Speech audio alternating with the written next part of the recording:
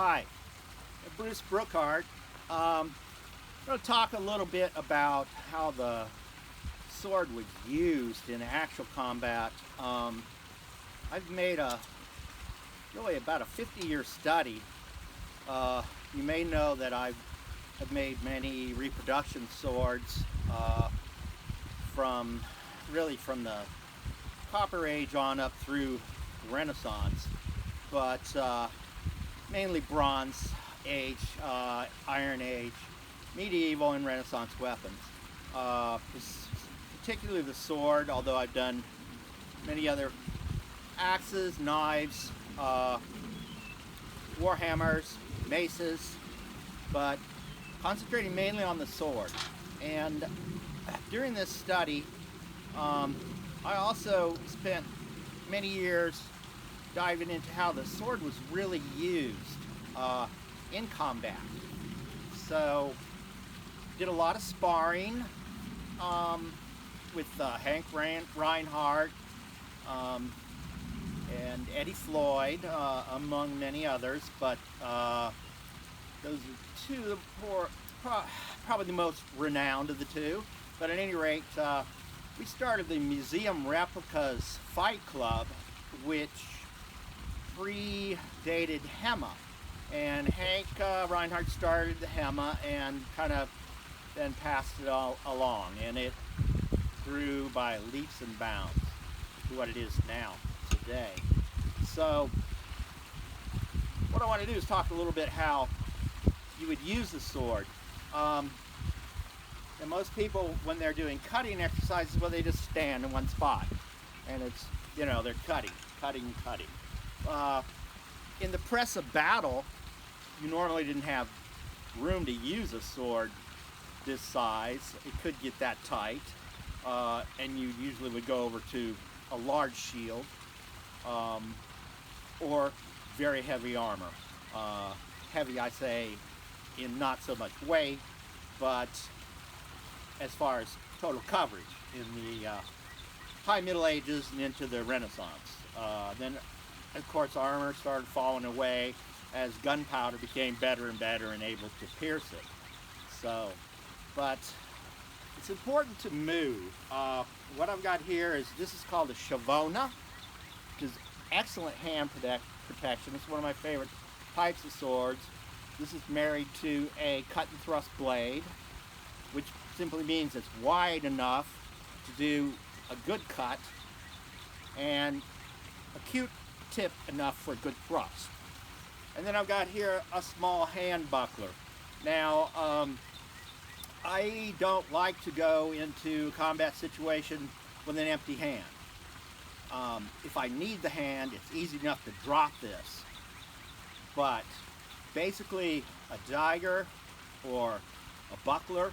Now this is about as small as they got, and of course they came on up to around as big as this, and then it kind of becomes a targe, and then above that it becomes a shield, round shield. So at any rate, it's important to move, and as you move, your blade becomes a lot lighter. You really have inertia, and of course in a fight, what you're going to have is a lot of adrenaline pumping into your system very quickly. And this adrenaline would really give you just a super boost of energy. So, but at any rate, when two people were in combat and there was room to move, in other words, it was just sort of one-on-one, then you get this kind of thing. Now, I'm old and slow now, but you get the general idea. You never really stood still. You were always moving, always knocking away with your buckler, punching with your buckler, trying to lock up the other person's sword. So a lot of roundhouse cuts. A lot of them were very short and concentrated. A lot to the lower leg, which of course people don't use in sparring, but that very much was very much a target. Into the groin, especially, inside your legs, you've got serious arteries and veins, across the back of the knee. You're able to cut tendons and so forth. The thrust could go through male easily. A cut, not so much. But a thrust, you could break through. When someone was in heavy armor, the sword wasn't a whole lot of good. But in actual combat, in battle situations, quite often the heavily armed and armored knight was killing people below his station, and he did not have the wealth, so he did not have the armor.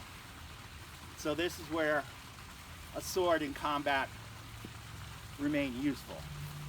Now, where I'm at with this and the age of this, we're into the age of gunpowder. So as far as armor goes, I mean, I've got on a heavy gambeson leather, and then I do have on a gorget, which is going to protect the throat and the upper body. So, all right, well, that's really kind of what I wanted to talk about. And just as I say, you know, movement was important. You didn't stay in one spot. You were always moving, cutting, thrusting, slicing, parrying with the sword, with the buckler, and so it was very quick. And as I say, I'm an old man now, and I'm 70 years old, so I'm a little slow. I used to be able to move fast, but I hope from this you've gotten a good idea. Thank you.